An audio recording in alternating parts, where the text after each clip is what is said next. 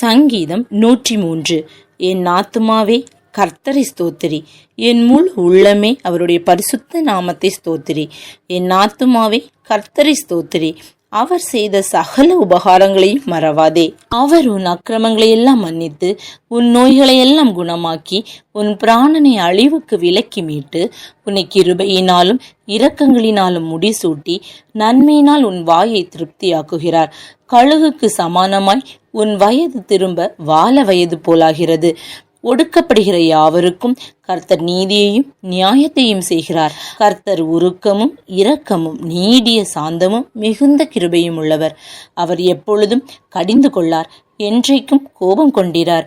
அவர் நம்முடைய பாவங்களுக்கு தக்கதாக நமக்கு செய்யாமலும் நம்முடைய அக்கிரமங்களுக்கு தக்கதாக நமக்கு சரி கட்டாமலும் இருக்கிறார். என் ஆத்துமாவே கர்த்தரை ஸ்தோத்திரி, என் முழு உள்ளமே அவருடைய பரிசுத்த நாமத்தை ஸ்தோத்திரி.